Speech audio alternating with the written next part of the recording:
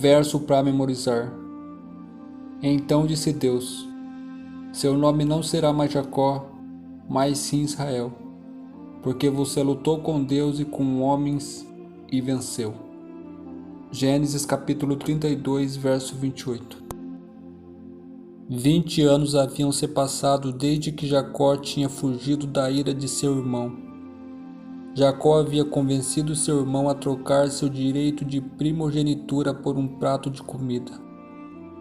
Depois disso, Jacó conspirou com sua mãe para enganar seu pai, para que a bênção fosse dada a ele, e não a Esaú.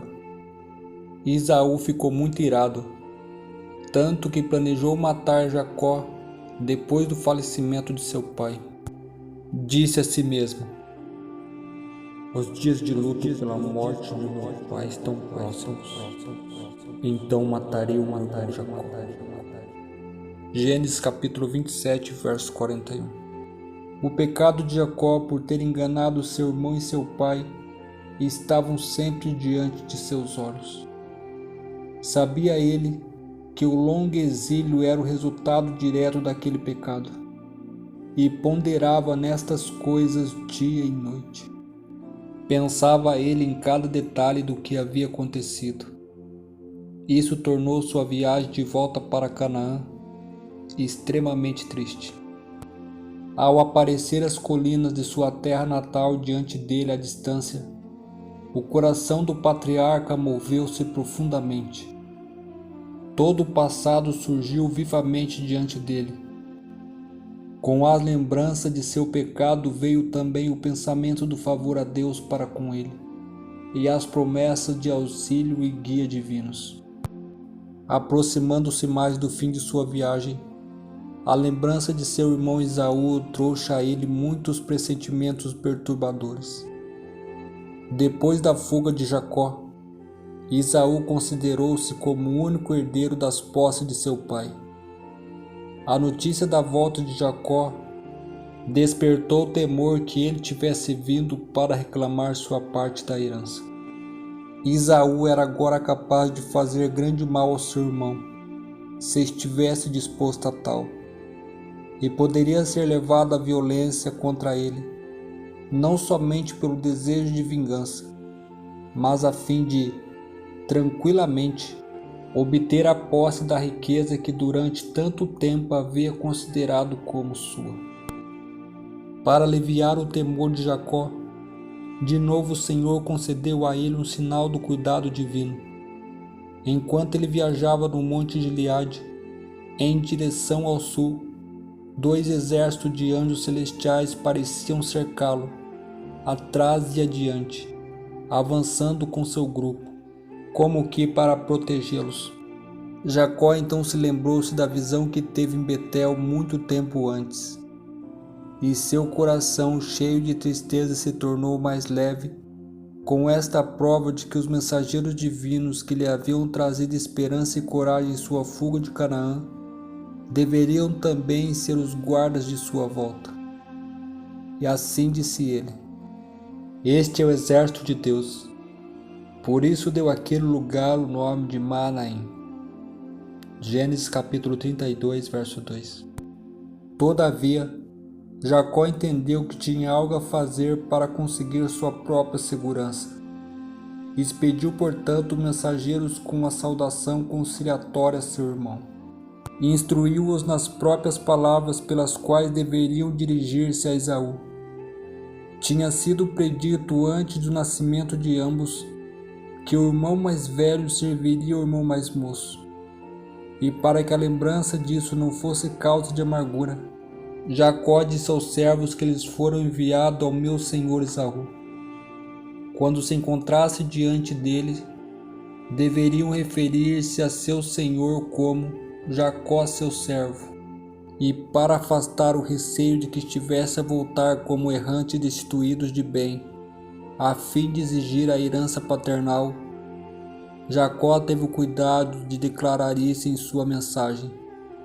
Disse: tenho bois e jumentos, ovelhas e cabras, servos e servas. Envie agora esta mensagem ao meu senhor, para que me recebas bem. Gênesis capítulo 32, verso 5.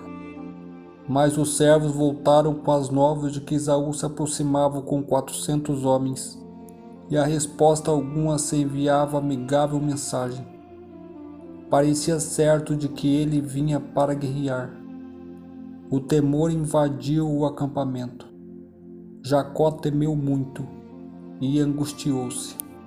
Não poderia ele voltar e receava avançar. Seu grupo, desarmado e indefeso, estava inteiramente despreparado para um confronto hostil. Em conformidade com isso, dividiu-os em 2 bandos, de modo que se um fosse atacado, o outro poderia ter oportunidade de escapar. Enviou de seus vastos rebanhos presentes generosos a Esaú, com uma mensagem amigável.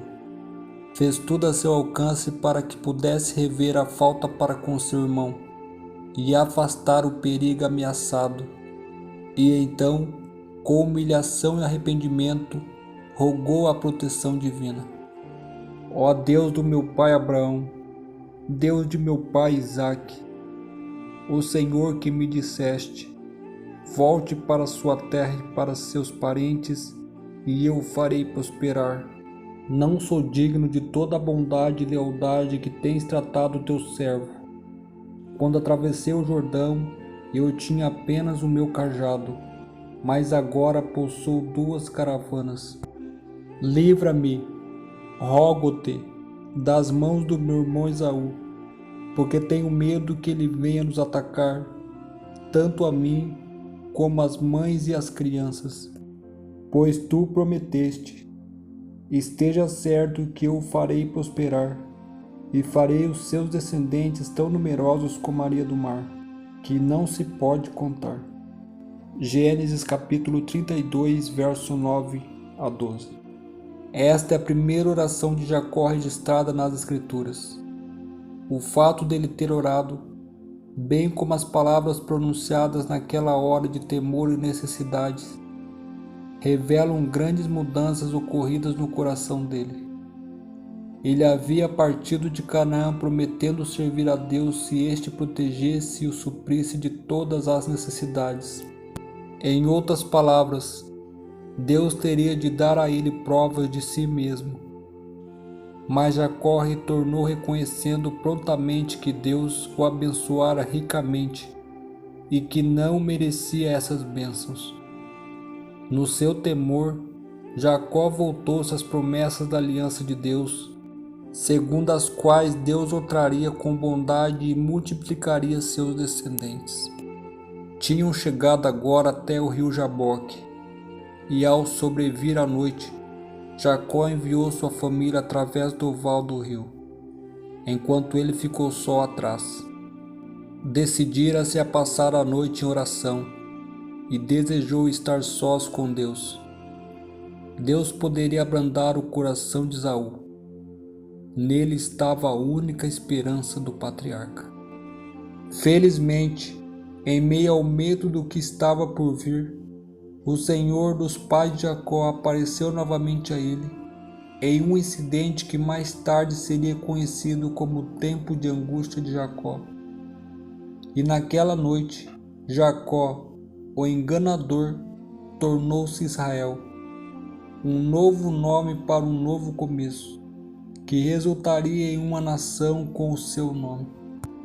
A história dos patriarcas e de suas famílias é contada nas Escrituras para nos mostrar que Deus é fiel para cumprir o que prometeu, e que o fará, ainda que às vezes pareça que seu povo faz tudo para impedir esse cumprimento. Ao ficar só em oração, Jacó luta com o anjo que lhe aparece. O porquê dessa luta veremos na nossa próxima lição. Que Deus os abençoe e até a próxima.